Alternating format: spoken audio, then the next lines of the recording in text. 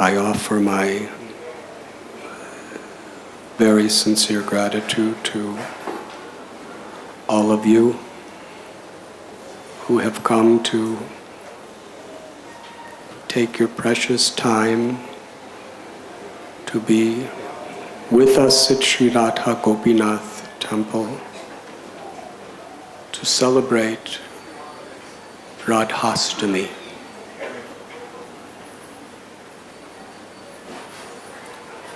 A day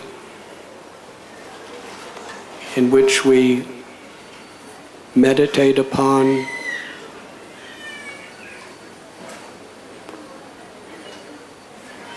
the deepest mystery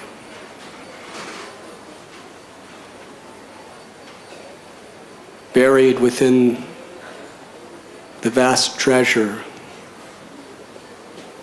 of the Vedic scriptures.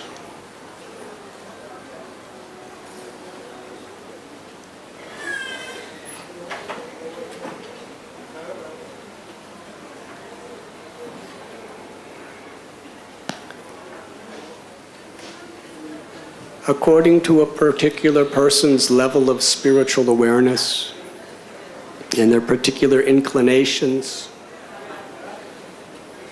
Srila Vyasadeva has compiled the Vedic literatures in such a way to elevate the consciousness of humanity.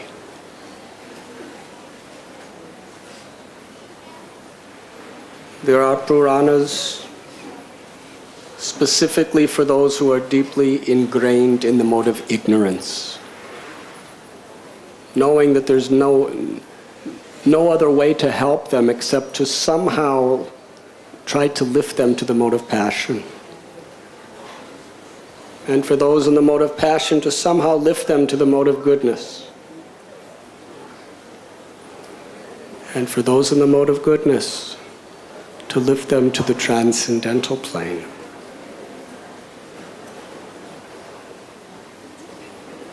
And on the transcendental plane, many seek to annihilate material miseries forever by losing their own material identity and realizing one's oneness with Brahman, or the all-pervading, impersonal aspect of the Absolute Truth.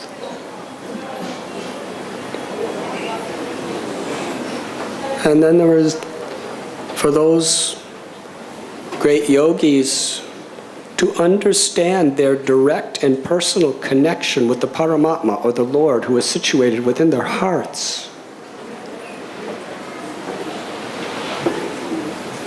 There's Karma Kanda, Jnana Kanda, the Astanga Kanda, and then the Upasana Kanda. The path of bhakti, in which we can have direct experience of our eternal relationship with the Supreme Personality of Godhead, whose form is eternal, full of knowledge and full of bliss, and who is eternally enjoying pastimes with devotees.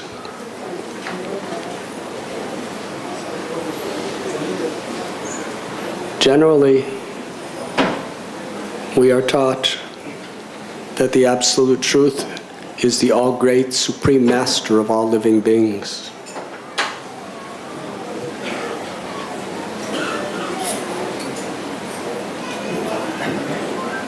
But then Vyasadeva goes into deeper mysteries. How one can enter into a spontaneous loving relationship with God, considering oneself an intimate servant or a friend on an equal level, or to love the Absolute Truth as one's old child or as a lover.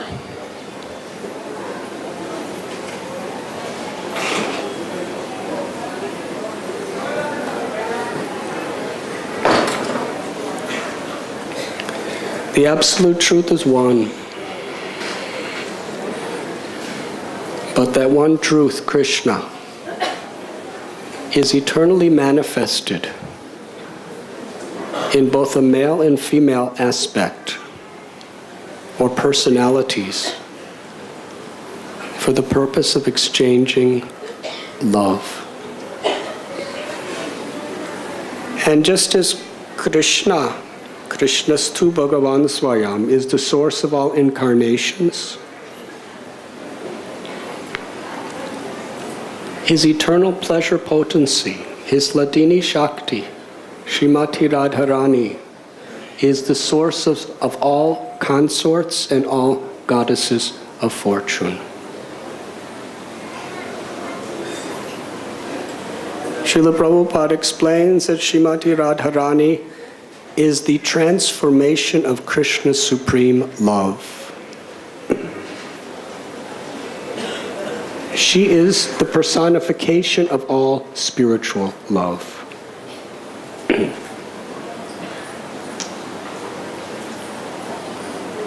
And that love is so powerful that it overpowers even the all-powerful, or Krishna.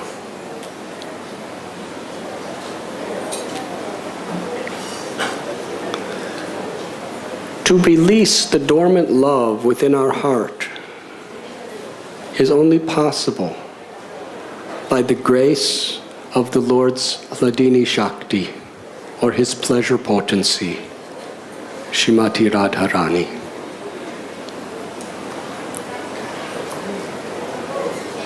She holds the key that can unlock the deepest mysteries of the soul.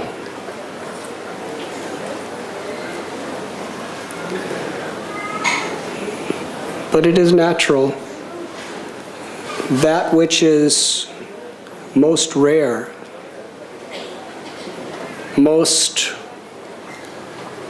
inconceivable, is often misunderstood.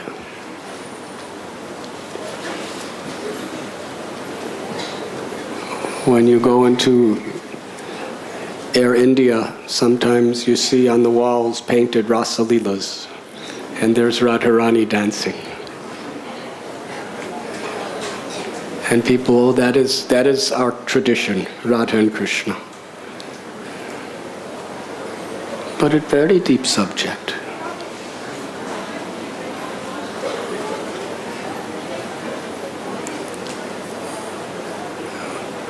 In order to understand the nature of Sri Radha, we must understand the nature of love.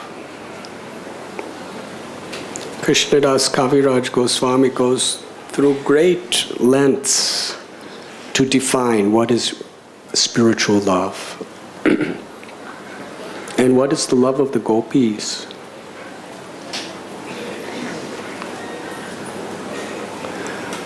A relationship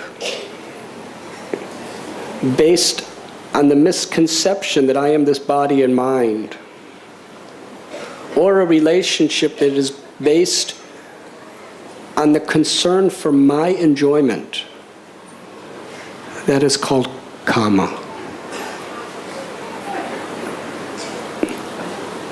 A relationship that is based on the knowledge of our liberated condition, that we are eternal spirit souls beyond the ego, the intelligence, the mind, the senses, and the body. A relationship based on selfless, unconditional service, completely for the purpose of giving pleasure to the object of love. That is prema. That is love. That is the nature of the soul in its relationship with Krishna. When Sri Chaitanya Mahaprabhu explained Jivera Swarupoi Krishnera Nitya Das, that the soul is the eternal servant of Krishna, this is that inherent nature. This is what it means to serve on the spiritual platform.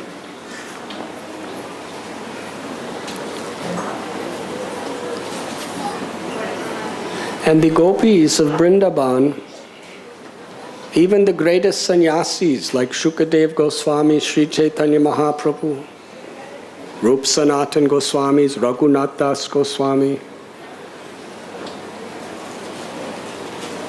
they have revealed to the world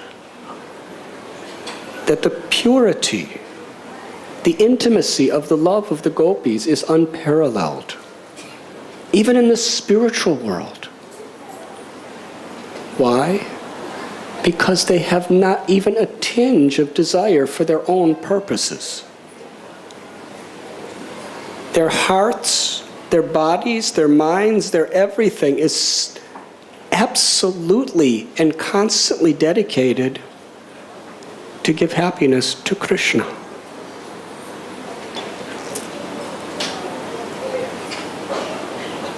We read about how the gopis dress themselves very beautifully.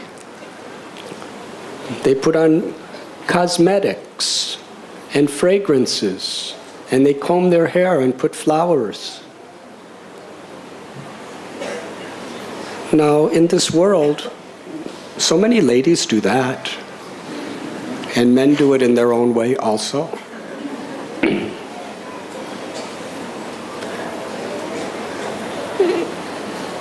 But the gopis, they only want to look beautiful because Krishna will enjoy it. It's not that they want to be beautiful.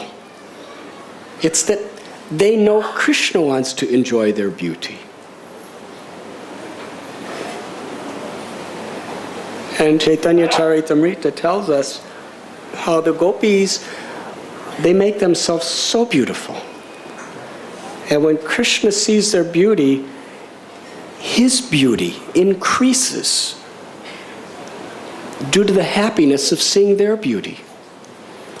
And when gopis see Krishna's beauty increase because of the happiness of seeing their beauty, seeing his happiness, their beauty increases more. Because they see they're making Krishna happy by their beauty. So they want to be more beautiful. And they become more beautiful. And then Krishna becomes more beautiful, and then they become more beautiful, and Krishna becomes more beautiful, and they become more beautiful, and Krishna becomes more beautiful. And I could spend the rest of the class just going on. It goes on for eternity. Now you may think, this must be boring. But it's not boring, it's what everybody is seeking. The reciprocation of love. Krishna's only pleasure is giving happiness to his devotees. And his devotees' only happiness is giving pleasure to Krishna.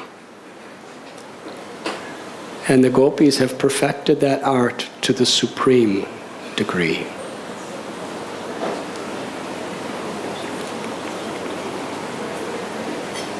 Sometimes it's asked, Krishna left Vrindavan and went to Mathura and later to Dwarka. And the residents of Vrindavan, why did they stay there for over 100 years? Why? Why didn't they just move to Dwarka? They could be with Krishna every day. The reason is because they wanted to give happiness to Krishna. They knew that Krishna derived the greatest pleasure only in Vrindavan. Nowhere else does his Leela compare. And Krishna promised the gopis, I will come back to enjoy Vrindavan pastimes with you in the forests of Kadamba trees on the bank of the Yamuna. I'll be back. This is where I find the most pleasure. So for Krishna's pleasure, they remained there. They couldn't go anywhere else.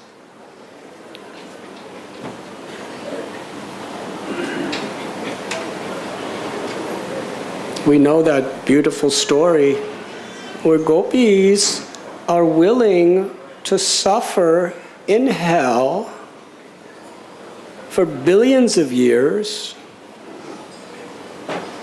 if by doing so they will give Krishna one moment of relief from his headache. And they don't even think about it. It's not they were calculating what it would be like.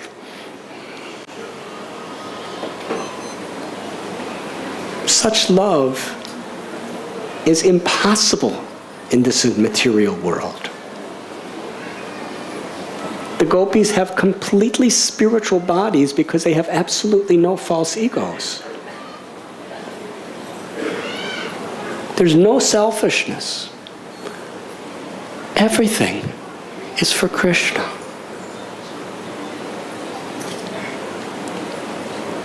The amazing contradiction is when you have absolutely no concern for your own happiness, Krishna forces you to be happy.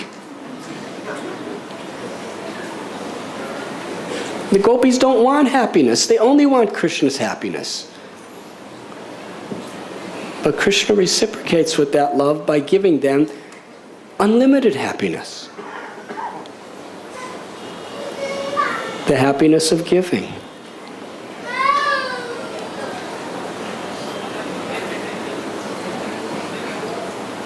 Bhakti Rasamrita Sindhu explains how Daruka was fanning Krishna and he was feeling ecstatic symptoms and it was causing his limbs to tremble and therefore he could not fan properly. So he was praying for his ecstatic symptoms to go away because it was interfering with how he could give pleasure to the Lord. And gopis, when they're fanning Krishna or serving Krishna in so many ways, sometimes they're in such ecstasy of love that tears flood their eyes and they can't see what they're doing for Krishna. Let these ecstasies go away, I don't want them. And we repose all of our energies and our desires in Krishna's happiness. Then Krishna reciprocates and showers unlimited happiness upon us.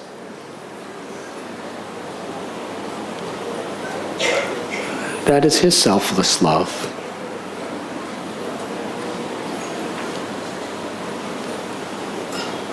And of all the gopis, the supreme most is revealed in the Srimad Bhagavatam, in the 10th canto, wherein, under the Bamsi Bat tree, on the full moon night of Sarat season, Krishna plays his flute, the 5th note, and he specifically calls through the song for the gopis to come.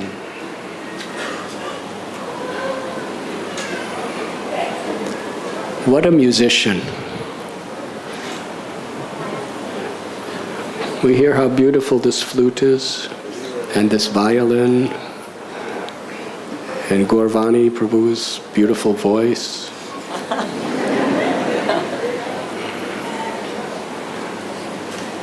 Whatever we're hearing from these wonderful devotional musicians, they are being empowered by Krishna because of their sincerity. But all arts originate in their full perfection in the absolute truth.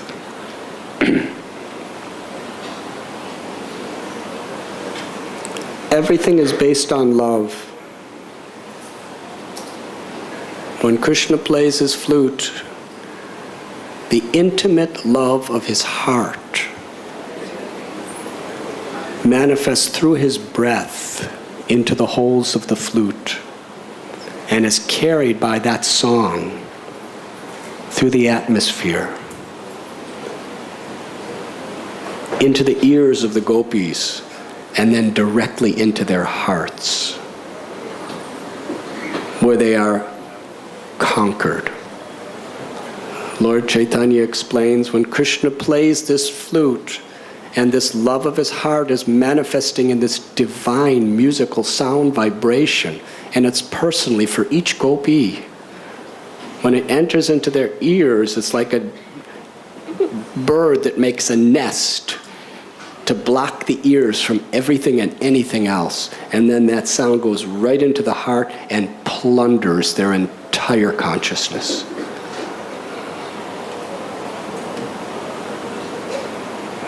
The gopis were helpless.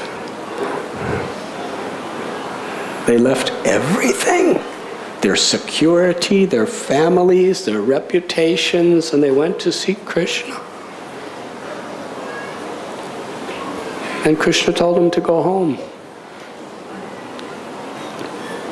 And the gopis crying, "We don't want to go home. We have come here only for you." But understand, they were only saying those things because they knew that Krishna wanted them to do so. Krishna wanted to dance with them. So they were presenting so many arguments that we want to dance with you.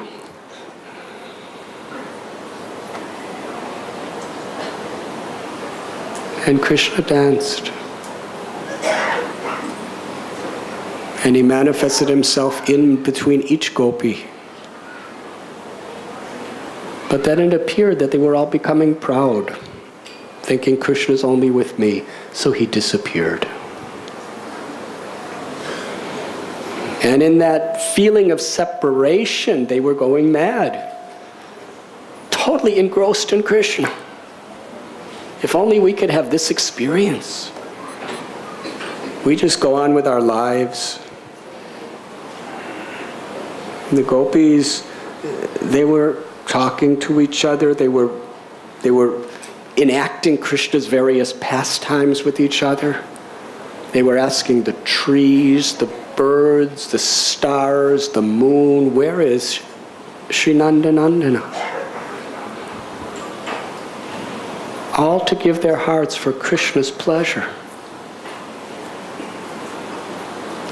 Now Shukadev Goswami, he did not mention the name of any of the young gopis in the entire Srimad Bhagavatam.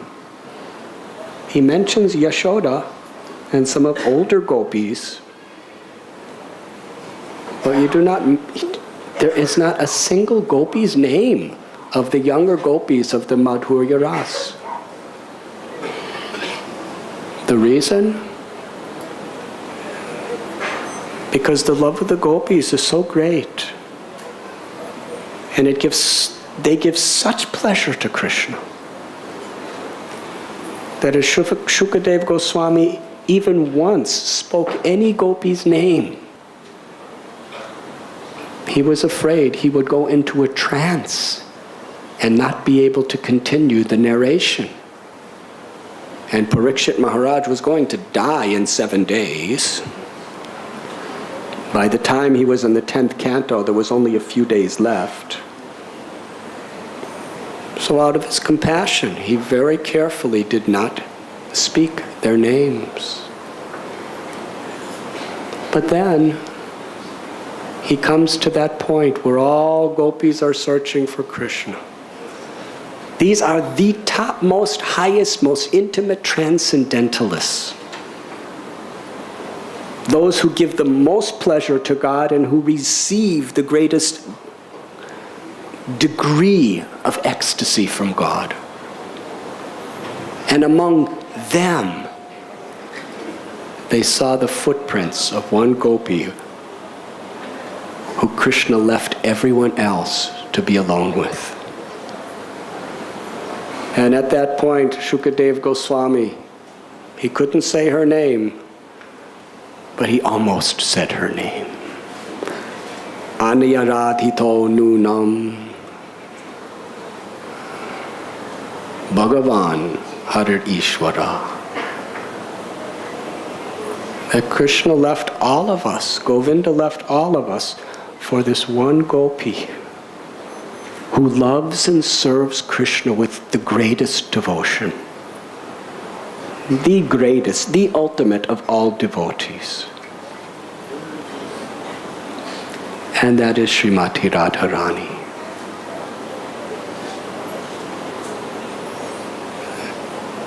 All the gopis are expansions of Radha.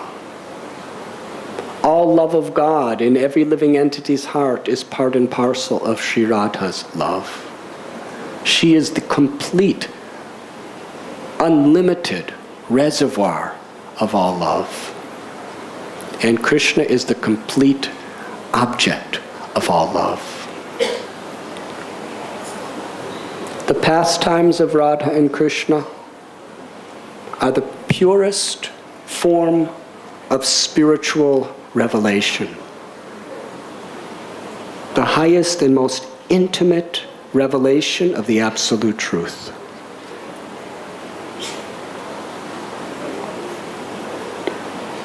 As it was spoken of this morning, many deities of Krishna self-manifested or were carved by Krishna's great-grandson, Vajranabh.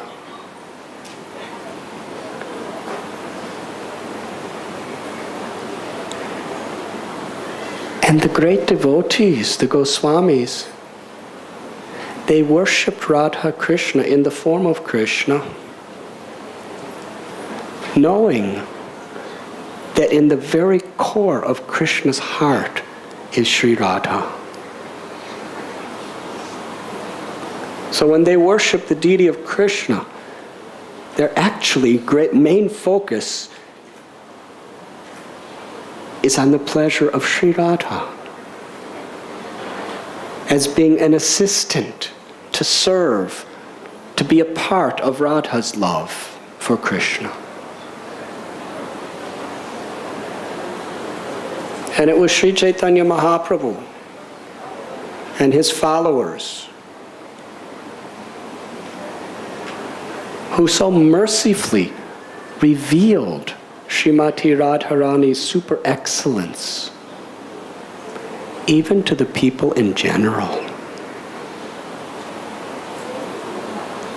And deities of Srimati Radharani began to be put next to the deities of Krishna.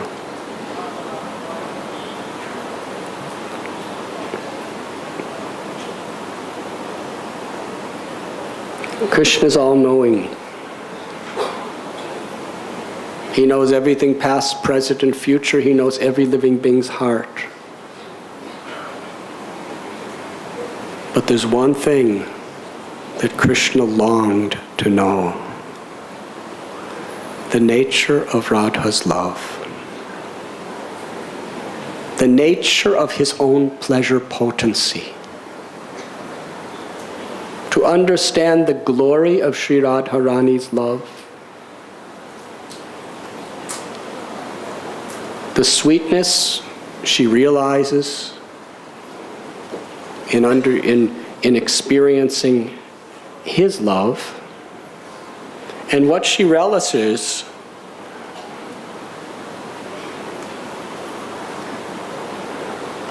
by seeing him, by tasting his qualities. Krishna descends into this world as Sri Chaitanya Mahaprabhu to personally taste the deepest of all secrets, but also to reveal that secret and give everyone and anyone without discrimination entrance into that secret of Sri Radha's love. That is Lord Chaitanya's mercy. Parama Karuna Pahundui Jana Nitai Gaura Chandra. Lord Chaitanya and Lord Nityananda are most merciful. They have given what no other incarnations have ever given. Basu Ghosh, in his beautiful prayer, he cries, if Lord Gauranga had not come, who would have ever understood the glory of Radharani's love? What would be the purpose of my life? What would I live for?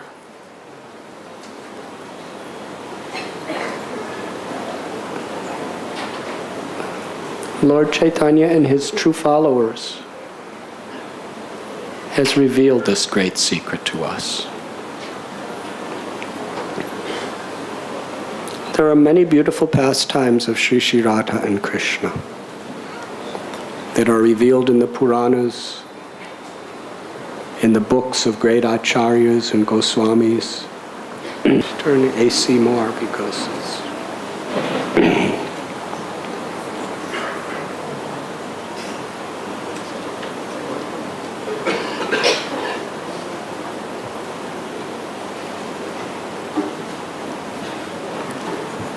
How Krishna, who is Rasa Bihari, eternally longs to taste the sweetness of Radha's love. Srila Prabhupada explains it in a very simple way, that Krishna is Madan Mohan. That means his beauty, his grace will conquer even Cupid. That means all of the temptations of this material existence that are keeping us tightly bound. But Sri Radha is Madan Mohan Mohini, which means she conquers the conqueror of Cupid by her love. This is Vrindavan. Love is supreme. Love conquers the beloved. Sri Radha is Vrindavan Eshwari. She is the eternal queen.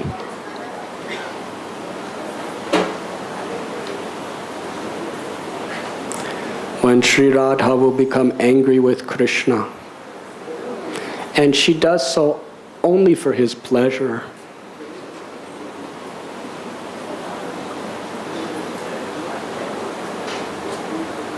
then Krishna will perform so many wonderful pastimes just to show his subordination to Radha's love. Sometimes he will dance like a peacock just to make her laugh. Sometimes he will place his head and her feet and wash her lotus feet with his tears, just to break her anger.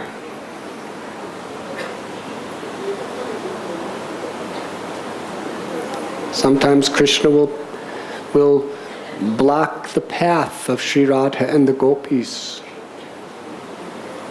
to exact tax in the form of the clay pots filled with yogurt or ghee that are on their heads. But actually what Krishna is doing is he is begging for their love in the form of these offerings. He is dependent on the love of his devotees. That is Vrindavan. Now Krishna's Abhigya and Swarat, he's all-knowing and independent. But by his own sweet will, he becomes dependent on the love of his devotees.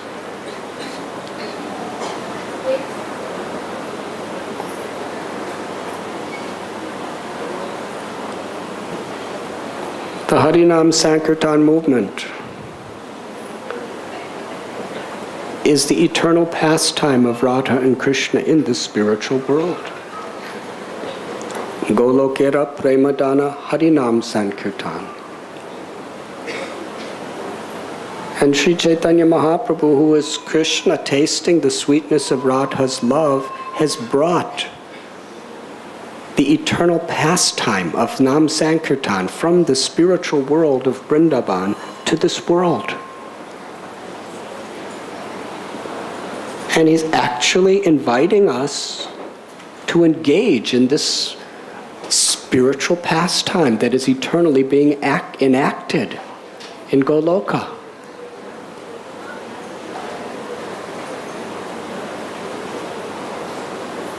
And when we perform Nam Sankirtan with the proper selfless service attitude that our acharyas have taught,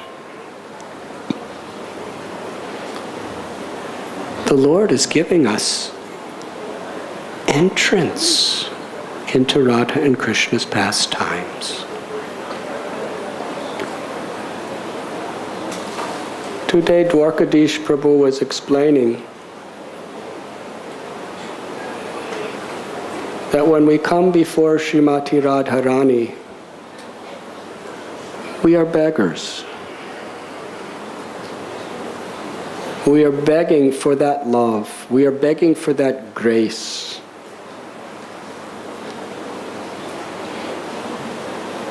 When she is pleased with us through our service to Guru, service to the Vaishnavas, through our sincerity, then she could remove all the obstacles of lust and envy and anger and pride and greed and illusion, and open our hearts and reveal that deep mystery of Prema Bhakti. Radhastami is the day when we celebrate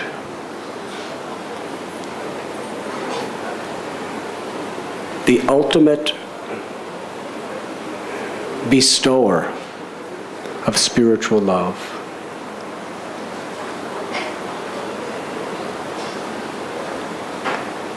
And Srila Prabhupada explains, if we are sincere, if we are serious, if we have no ulterior motives, then Srimati Radharani easily gives that love.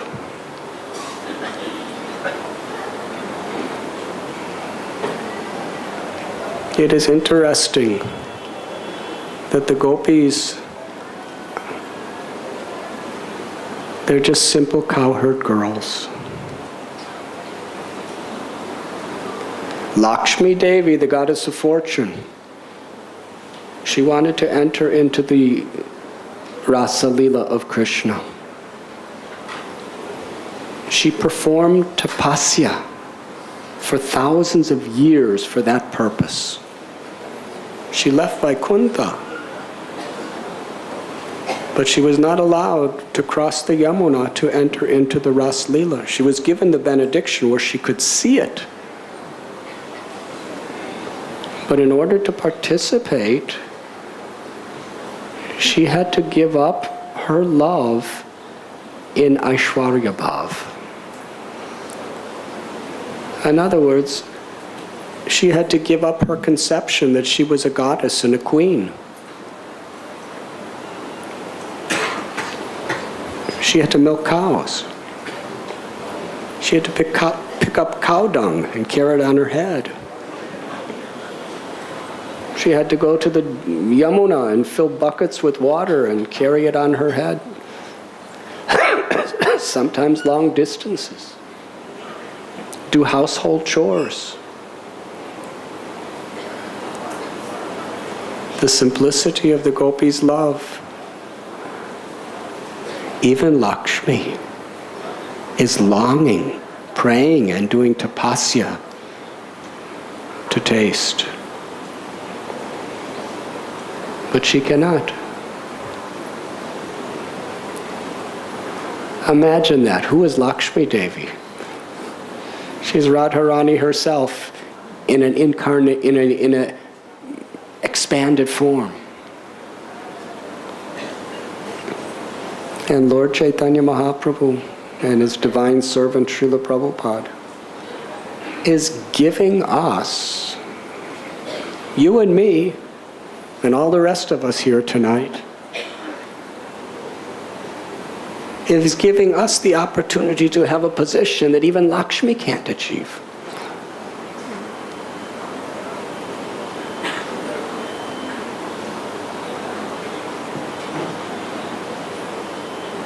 That is Radharani's mercy, manifesting through her form of Lord Chaitanya.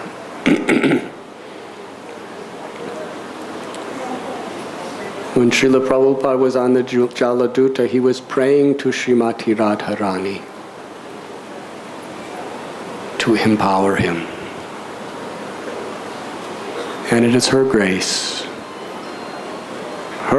manifesting through Lord Chaitanya's heart.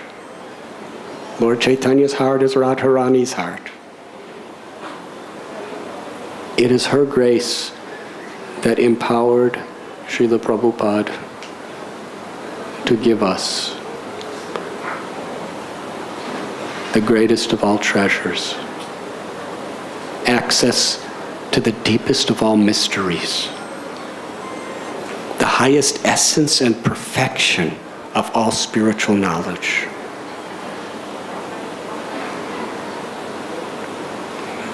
On Radhastami, we express our gratitude by begging for the chance to serve, begging for the chance to chant the holy names of the Lord, to hear the glories of the Lord in that spirit of pure and selfless service. It is the age of quarrel and hypocrisy, and all quarrel and all hypocrisy is due to selfish motivations.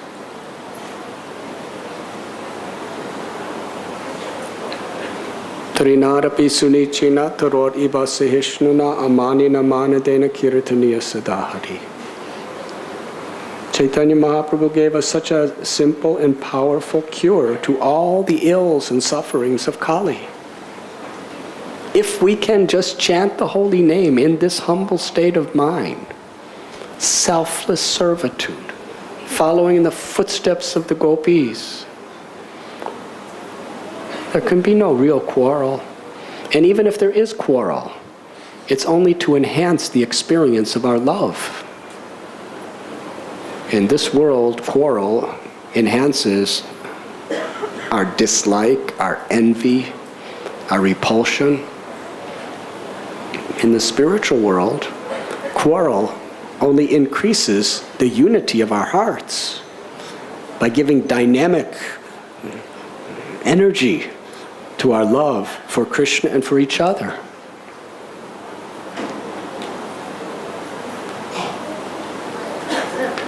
Sometimes Lord Nityananda and Advaita would fight. They would throw rice on each other. They would call each other very bad names. And Vrindavan Das Thakur explains, anyone who takes the side of two Vaishnavas who fight and offends the other, they will fall down. He explains these quarrels are simply expressions of their love for each other. Now, I don't know what it's like between husband and wife, but it's definitely not like that in this world. But on the spiritual platform, where there is Trinadapi sunichena taror iba sahishnuna amanina manadena kirtaniya sadahari, where we focus on the chanting of the holy name in this spirit of selfless, unconditional service for the pleasure of Krishna, for the pleasure of the Vaishnavas, for the pleasure of all living beings.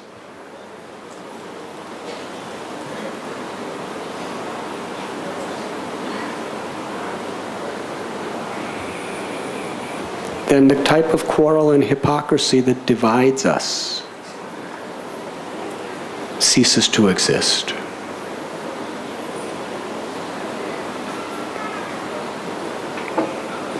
Today's world is full of conflict because our hearts are so full of conflict. Because we have so many ulterior motives and so many selfish desires. Lord Chaitanya Mahaprabhu,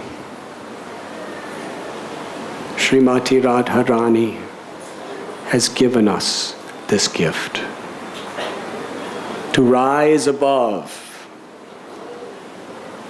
all of these superficial disagreements and to unite on the basis of selfless, humble servitude.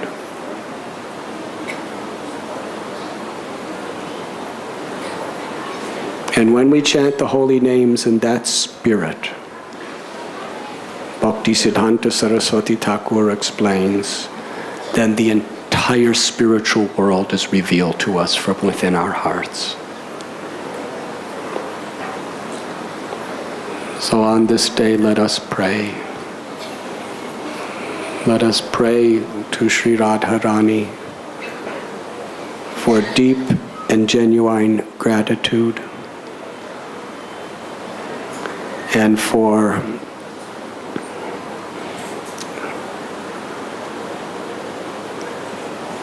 these qualities that Srila Prabhupada has so mercifully emphasized.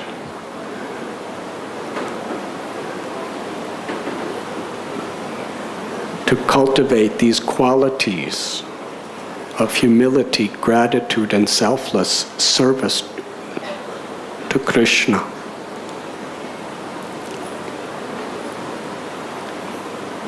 As the top priority in every aspect of our lives.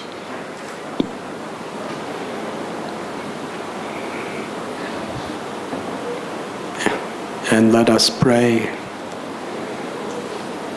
that we beg for such selfless service as we cry out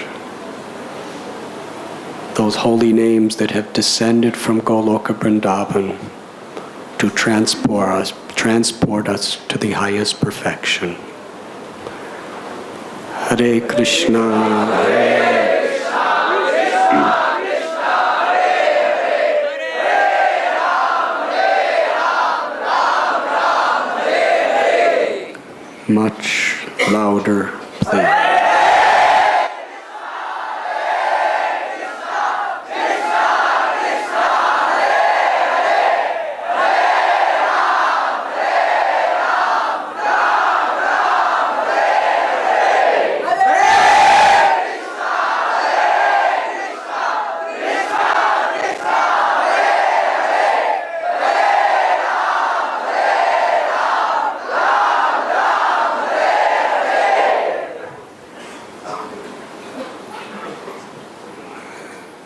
Thank you very much.